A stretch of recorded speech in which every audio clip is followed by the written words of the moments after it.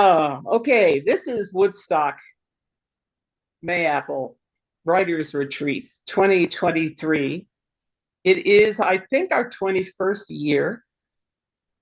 It is our 5th year since the discovery of Zoom in the world. Who knew? And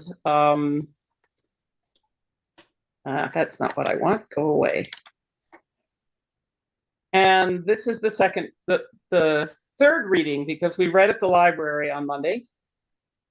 And tonight's readers are myself and Penny Levine and Kathy McGoldrick. And somewhere I have bios, so I'm going to look for them real quick. Yay.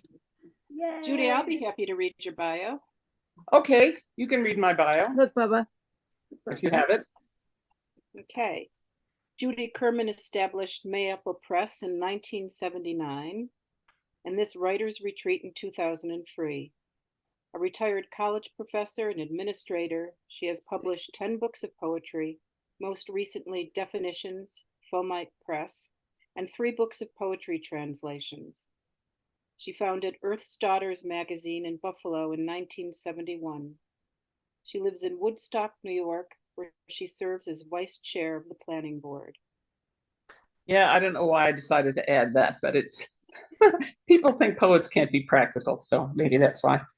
You know, I fell yesterday, and we were talking a little bit about falls, so I want to start with one of my ABCdarians, an alphabetic acrostic, just because I like that form. I've done at least 4 or 5 of them. And this one is called Downfall. And everything else I read tonight is going to be things we worked on in our group. Downfall. A sense of balance comes in handy when you're drowsy or your mind is elsewhere, not watching where your feet are going. Without good balance, how can you avoid injury, twisted joints, and bruised knees? Your foot catches on a mat, or you bump into an obstacle not seen, and your ass over tea kettle, arms flailing into a pile of dropped books. Queer how tall the room looks from down here. Splash coffee drips down the wall, testifies to your momentum. Uprightness seems impossible. Vertigo threatens as you wait for your breath to steady. X begins to mark your latest bruise. Zapped again. I love those. Okay, this is one of the ones that I worked on with Penny and Kathy, and it's called Orrery. And if you don't know what that is, it is a model of the solar system where the planets actually move around, usually at the end of a wire. It's an old device. And I have an epigraph from one of my favorite authors, Edward Tufte, from the book Envisioning Information. Although a triumph of gear ratios, the machines did commit a grave sin of information design, pridefully obvious presentation, by directing attention more toward miraculous contraptionary design than to planetary motion. Walking along the reservoir, some evenings I look south to see Venus, Mars, Jupiter, all lined up, some fixed stars not quite as bright, then up to the river of our galaxy above. Imagine the sky as apparatus, the planets swinging each in its direction at its speed. The orrery invites us to see as God sees, to hold the whole thing in sight and mind, own it, set it on the disk. When they built it, no one knew about Pluto or the objects of the Oort cloud. Out so far, the sun is just another bright star. The toy solar system gets the revolutions right, but a true scale model would take up half of town. But when I was 12, I imagined infinity as a spaceship going on forever. It made me dizzy. When I told my Catholic friend, she clapped me on my shoulder, said I was religious after all.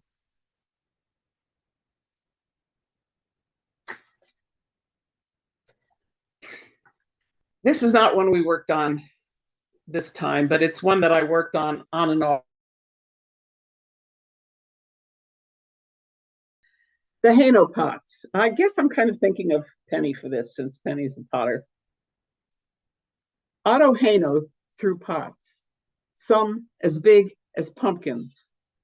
Vivica, wife and partner, glazed them. Their mark was O and V. I bought one for my mother when I was 22.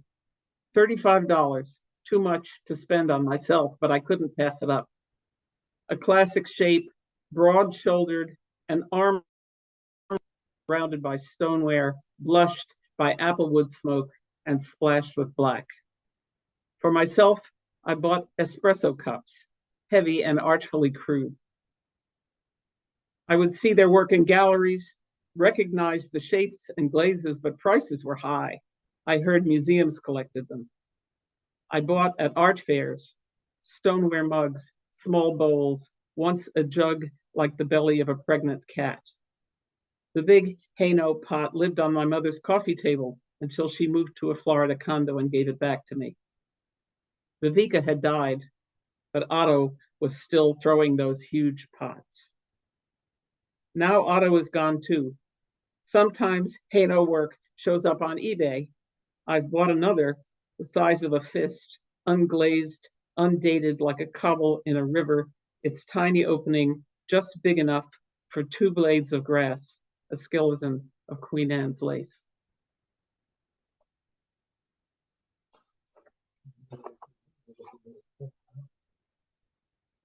This is one that I worked on with Penny and Kathy. It's called Wood Stove. Little black dragon, I wake you carefully with tools and rituals. If I make a mistake, you fill the room with smoke.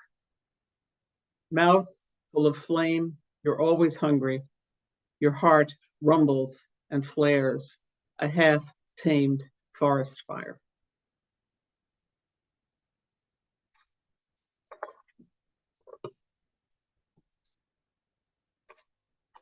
John, you certainly remember Skip Ranker. He hated this poem, but I could not let it go, and I still have been working on it, even today with Kathy and Penny. It's called The Work of My Hands, and I guess it's an Ars Poetica. Perhaps I live too much in my head. Suspension bridges, struts, and cables strung across the inside of my skull. The body in dream space, flesh made of words, whole cloth.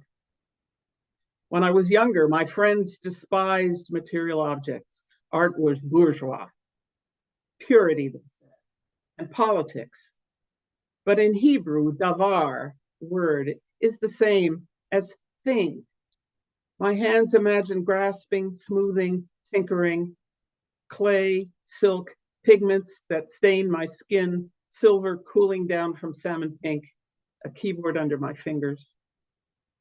Knitting needles compose something warm out of desultory yarn. To fabricate means to make something. In Spanish, not hacer, but confeccionar, like a fancy hat, a dusting of sugar lace on warm honey cake. The solid wetness of that plum's flesh that fills my mouth with sweet, tart juices. And thank you, William Carlos Williams.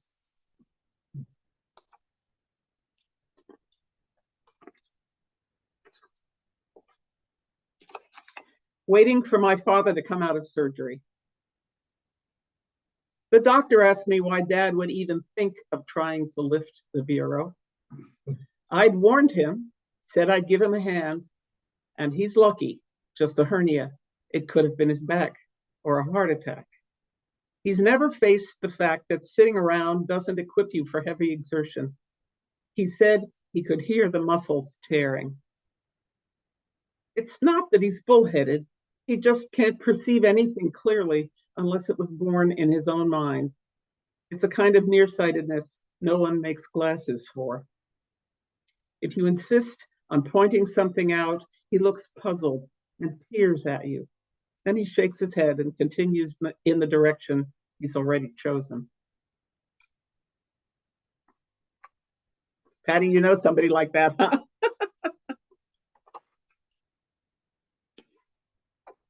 I think I am somebody like that. Most of you know about my definitions book. And this is another definition written after that book was published. It's called foot, which I guess is a noun. 1, not an accurate measurement. Mine may be more than 12 inches. The left is larger than the right. I'm not sure-footed.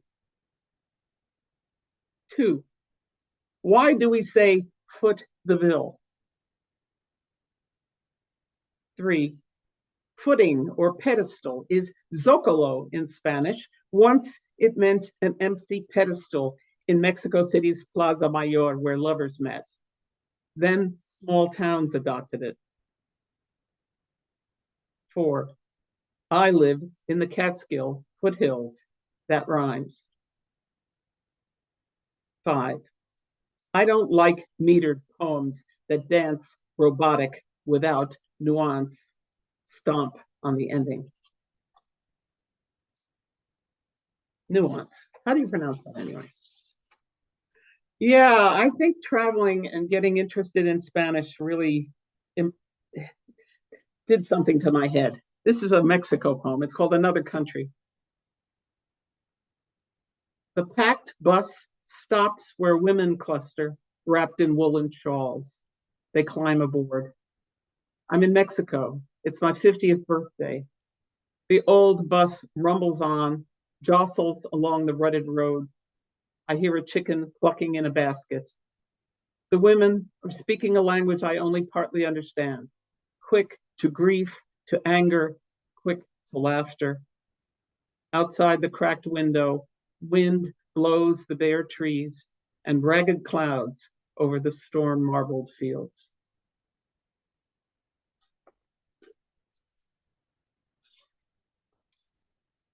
And this is absolutely a Woodstock poem. It's called Taking Care.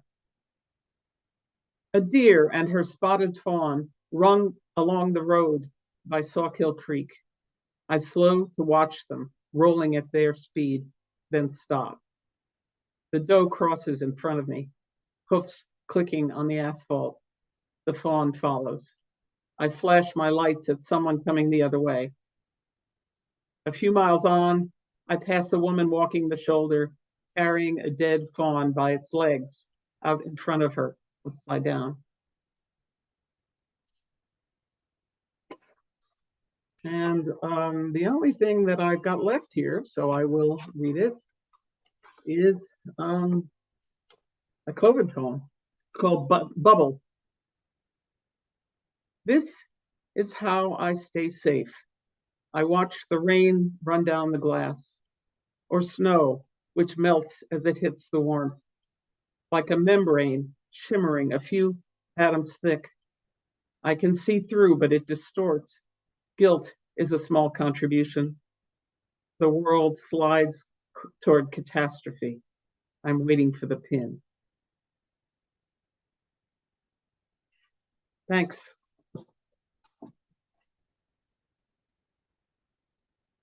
And our next reader is Penny Levine, and I will read her bio.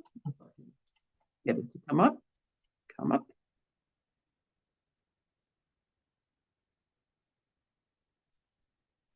Penny Hyde Levine reads her work throughout New York's Hudson Valley. She curated 3 performances at Cocoon Theater, supporting poets in the visual and musical performance of their work. She set her own poems to music, dance, and theater. She is currently working on a book of poems entitled The Architecture That Holds Them. She graduated from Bard College, where she studied studio art, literature, and music, and edited News of Music. She worked 31 years as a special education teacher, and she's a wonderful potter. Thank you, Judy. Levine. The first poem I'm going to read, John, is for you because it's ekphrastic, and it's a Matisse poem, Matisse's Conversation, and I'm going to share my screen. The two figures face each other with space between. It feels like a fight rather than a conversation. All the vertical stiffness in his posture speaks of something impossible. Seated, she looks up at him, pleading. Between them, a window, a garden beyond, in a shock of sunlight, but their attention is locked. The garden is a possibility for us, perhaps, looking on, but not for them. His stance, rigid, immovable. Her face raised to him, troubled, black across her forehead. The stiff stripes of his pajamas in terrible formality, and the implacable distance stuck between the figures. Matisse's wife was sick for so long that finally, when she got well, she left, leaving him to be sick for himself. This almost killed him. She left because of the beautiful assistant, or maybe to get free. He almost died. Afterwards, he was freer than it is ever possible to bear.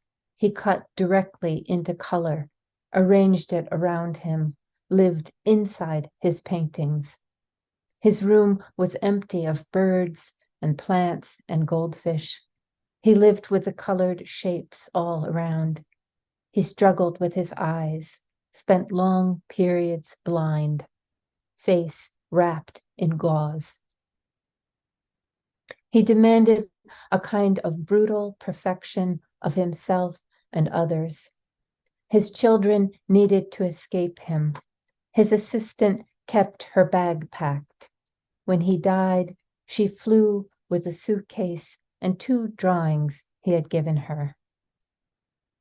The subjects of the conversation, Henri and his wife, are too locked in their struggle to see the garden through the window.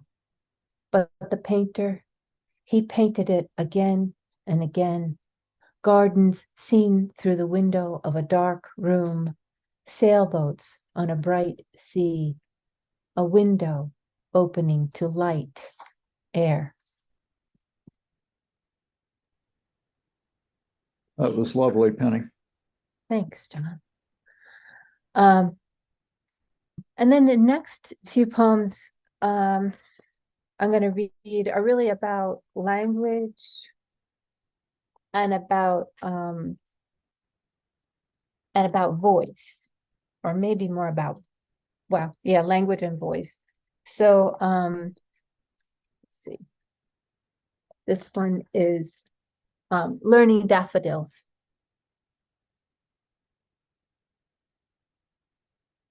My son and I watch a bee work its body around, underneath, and inside the tiny clusters of violet petals that seem to cup the bee, provide a small room. The bee is absorbed and focused. Its wiry legs work quickly, surely, in and out of the irregular crevices of the petals. My son says it's a bug. It's a bee, I say, agreeing. He is looking with absorption and without fear. I think about how 4 days ago he screamed and burst into tears when he saw a moth fluttering by the curtain, perhaps because the moth was inside, where it surprised him. He does not know about bee stings. I tell him the bee is taking little sips of the flower's nectar. Oh, yeah, he says, in the process of climbing up and placing himself confidently in my lap. We're sitting on the stone stoop. The air is soft and sweet. I see the papery leaves of the Japanese maple beginning to unfurl, and the delicate tinting of the woods beyond. The grass is jungle green, and the daffodils stand erect. The daffodils, look at a daffodils, my son exclaims each time we leave the house.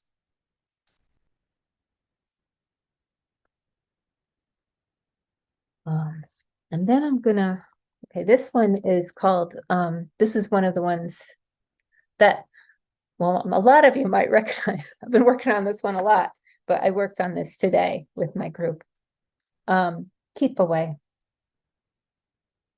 I pinned her diaper around her stuffed belly, tipped the bottle to her lips, and burped her on my shoulder.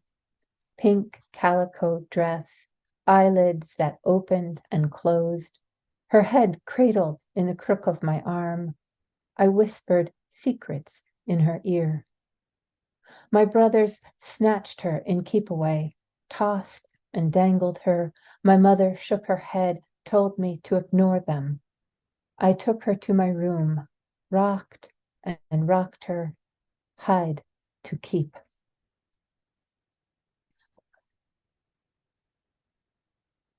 Let's see. Yellow. I think I'll do another. This is another Isaac Levine poem. Isaac was my son, and mostly this poem is a found poem. He dictated most of this to me when he was 5. But it's particularly resonant for me. I think I want to write a lot about objects, the power of objects, what objects hold. But anyway, The World of Things, which is his title. Once upon a time, there was a world of things. They had lots of troubles. Mr. Cigarette kind of burned some of them. The twin shoes were always fighting. Doorknob taker offer always took off the wrong knobs. Mr. Lamp didn't have so much badness, but sometimes people turned him on too soon. Mr. Picture was always crooked. Vacuum got shut up in dark closet. Mr. Cigarette sat on ashtray smoking.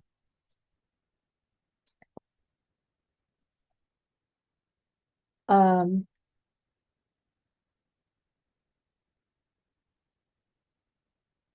right, so I'm going to do.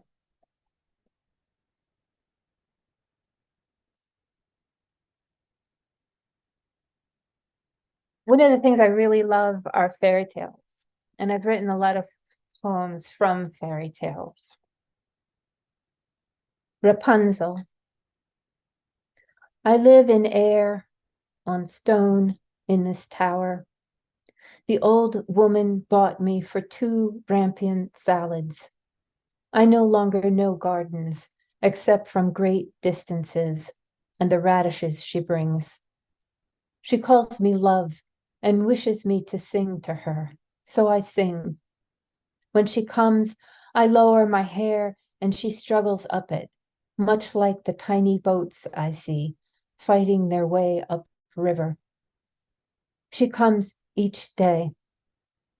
From this high place, I can look out forever and watch the weather and the movement of day, light spreading across the fields, shadows lengthening until they swallow themselves.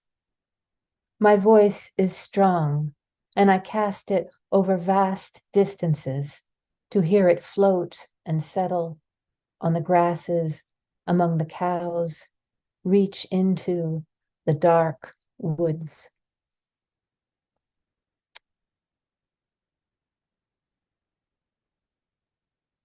And then to end this voice part, I'm going to read this voice. And I think this one probably has something to do with the resonance of Anna Akhmatova's really famous poem about standing in line forever to see her son in Siberia. And maybe the woman behind her recognizes her and asks her, "Can you describe this?" And she says, yes.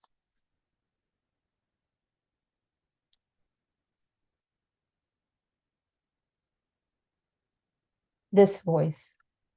I have to tell you, I have this power to describe what I hear and see and touch. It walks across fields, through the kitchen and sits insistent before you.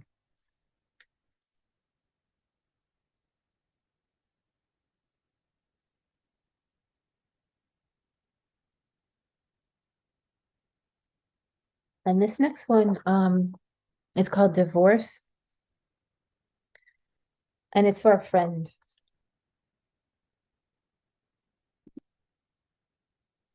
The moth larva, she said, completely liquefies in its cocoon. Wisely spun around the aging larva, it becomes a theater for complete annihilation, transformation. I imagine the moth, wet-winged and white, eating its way out.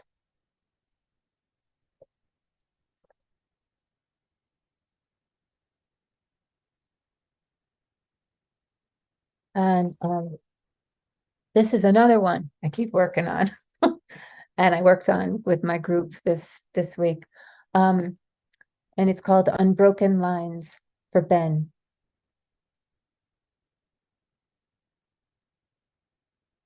All of Germany was dark and filled with ghosts when we gathered the death certificates of your cousins in Frankfurt, all dead from heart attacks in Auschwitz. Your father died suddenly when you were 9.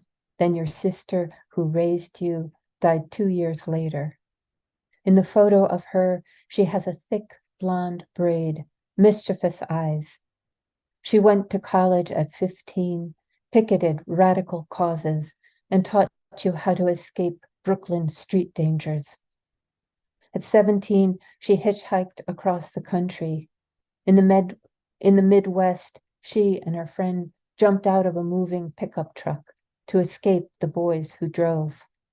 She hit her head and died. Your pain has lodged in our daughter's body. At 17, in turn, she flipped her car, injured her head. 3 years later, she was run over by an SUV, bursting 3 vertebrae. When you almost died, I thought of the pain I've carried for you through 30 years apart. What will I do with it when you die? It won't be buried or burned. Always you have had to escape, leaving me to carry our love and failure. Immutable. What will I do with it?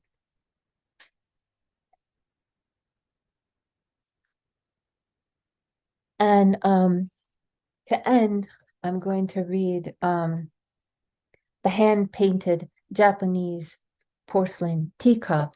And it's also sort of an ekphrastic poem, and it's this little object, and it's one of the objects, those of you that know me from the main house. The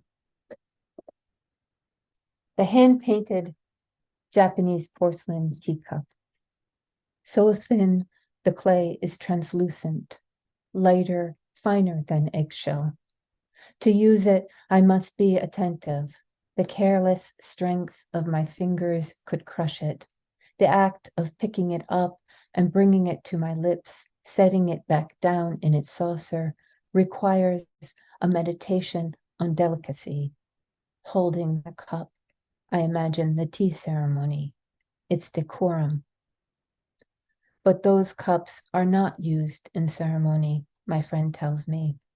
Stoneware tea bowls are used, pinch pots that show the maker's hand, or raku, humble, touched with fire.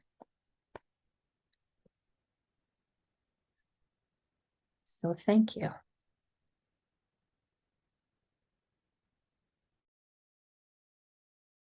Penny, would you introduce Kathy?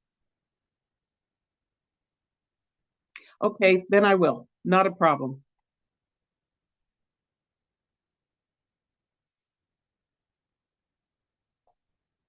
Okay. Kathy McGoldrick has a BA in English and an MFA in writing from the State University of New York at Buffalo, my alma mater too, during which time She was published in several literary magazines and journals. She retired about 6 years ago as Director of Services for the Cattaraugus County Department of Social Services. Before COVID, she traveled to Europe, Asia, Australia, and New Zealand. Thanks, Judy. And thank you for pulling this together, and thank you and Penny for all the wonderful ideas and help you've given me over the last couple of days.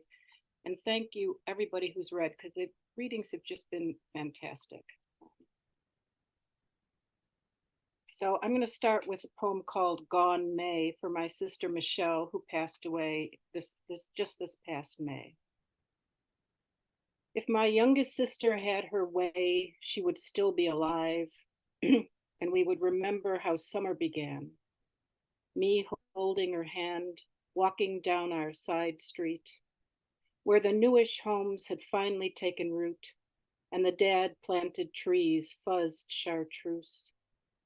To Maybecks for the lime green twin tower popsicles dripping slow to our fingers down 2 wooden sticks. And because I would tell her that my granddaughter running just chipped her front tooth, we would remember when my sister jumped from the couch, hit the coffee table, and rammed hers up the gum. She had a harlequin green upper lip through July. I still blame it on her handheld motley clown, faces on either side of its head, one sad, one supposed to be happy. If only it was just the house that was gone. Frogs in the window wells, grass snakes after them. If Michelle had her way, it would be a slightly bruised May, when our hearts were still young enough to beat right.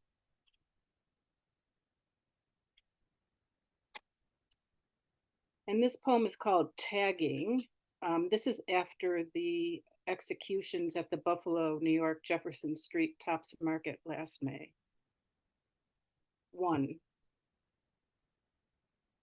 He shook it, pointed it, and with a thumb over the pulled open V, sprayed me with the agitated can, his chest heaving, and his brain foaming some maimed legacy, saying just about out loud, "Bitch, that's just a taste." This was just a joke. This picnic trick with boyish grin, his quick dick flick, purchased and pardoned, all at the same school. This was just a joke, this tagging.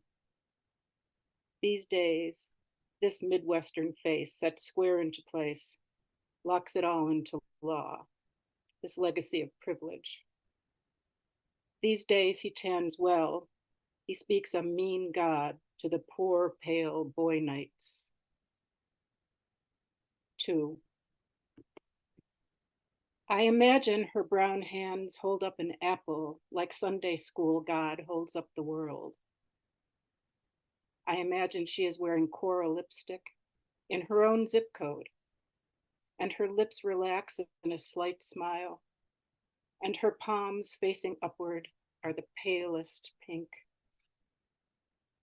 I imagine that tomorrow she would have worn a hat so perfect for her, it would tilt her axis. On her way home from church, walking slowly, reading the fences, reading the walls, memorizing the colors, thinking what to say.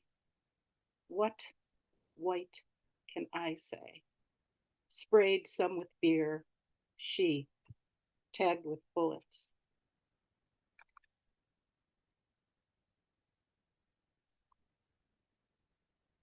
I hope obviously nobody in my family's watching, but that's a good thing, because this is a poem that we worked on today called Diabetic. Love spills out of my big white family like the guts of a dumpling. We are ringed by rider mowed lawns. We have more than enough for 2 lifetimes. But more and more is not metabolizing. Marinated in mother's tenement amniotic and soused in father's steel mill sweat, those I love are still afraid of losing. Feasting our eyes to the sky above, and between our backlit fences, we hoard star after star. And this is another a little bit nicer extended family poem, I think, called Kitchen Dryad. When it got real funny, tears ran along the crinkles at the ends of my aunt's Irish blue eyes and tracked to her temples. Cigarette burning, smoke curling, her willow arms waved and wove with Elvis over the heads of the women and girls in the family. Hair weighty from washing at her kitchen sink, we sat at the kitchen table at the captain's chair, rooted to the cream in black squares on the linoleum floor, swept of hair, and our little heads were permed for first communions. But our mothers were coiffed more often, platinum, rose gold, Priscilla black or silver, even pearly pink, puffed and sprayed silly.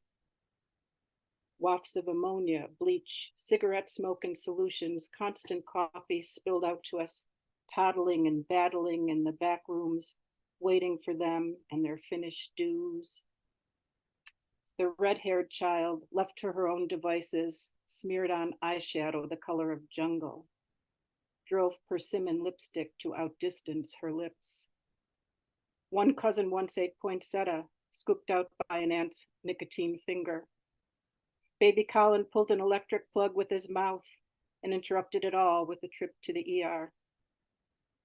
Only pretty little Nadine stayed good, grew hair rusty blonde, long, lazy, and lithe as a backyard creek going home. At some point we snuck with soft-spoken Johnny as lookouts, sipped leftover dregs, stole the butts, read the Inquirer left open on the table. And then we didn't return anymore.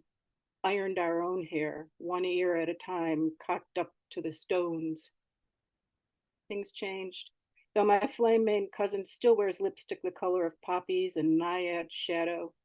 And when I married, my aunt cast a braid for me, graced with red rosebuds.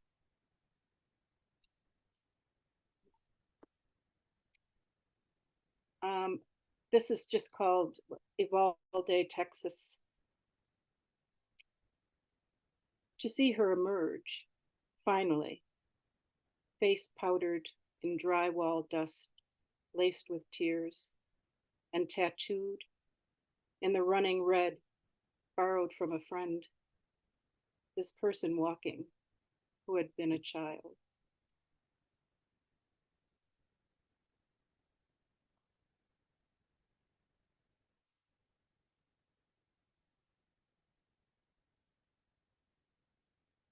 This poem is called Darwin City Bus Number 8, and I wrote it when I was in Darwin, Australia, in the Northern Territory.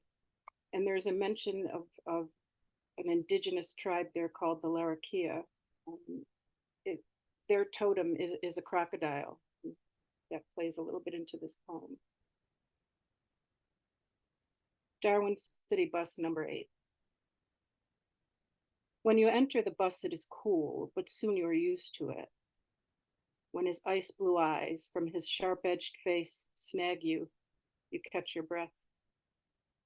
When his phone blusters a war cry, it is too loud not to listen. His club thumb around it like a jealous boyfriend, he answers, "Aye, mate." As he gets louder, we get quieter. His face reddens under his ginger goatee. His fucks come more frequent and forceful. Setting up the fucking drill, now waving his red-haired, work-muscled arms from behind his popping Adam's apple. Get the fucking job done. He holds his cell like a hand axe. We hide behind books, look at our iPhones. Those of us English want the door to release us, to escape this. And those of us, Larrakia, those who own this, flatten so that only their eyes show. And a couple more, just short ones, if that's okay. I'm going to take up too much time. This is called In These Times, June. The way in the morning, woodwork in the kitchen gathers light to make honey. The way from the notch of late morning, a quick veil of sun-dabbed drizzle gently folds in on the shoulder of summer. The way in the longest day, yellows insist, lemon peonies dripping petals, the faces of daisies, an outburst of buttercups. The way the girl, autistic, holds the flower beneath my chin, and after shaking as though the breeze has got her, says, "You like butter."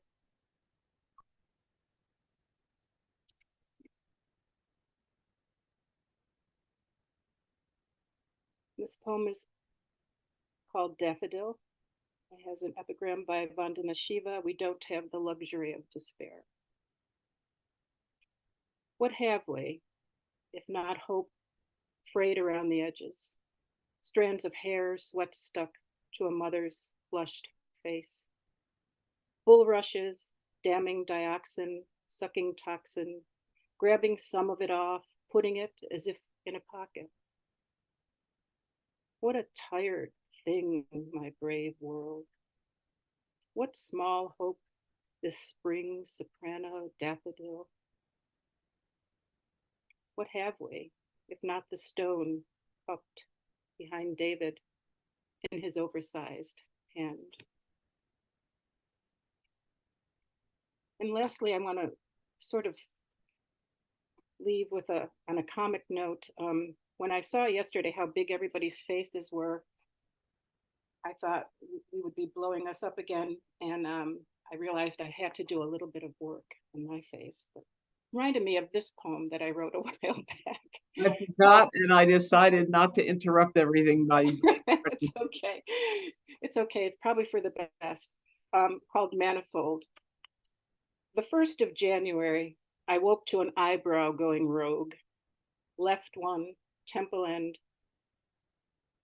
Rather than swanning south, hairs were saluting north like deluded old soldiers. That wasn't the first ambush.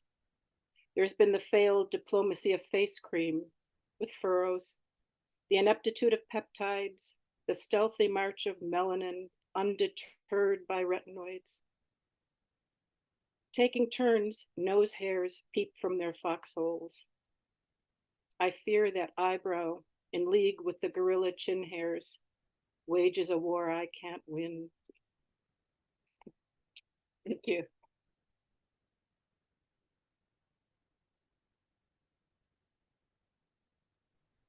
Thank you, Kathy, and thank you, Penny. And tomorrow, which is the last reading, and it's also the end of the retreat, we will have Wendy and Patricia and Patty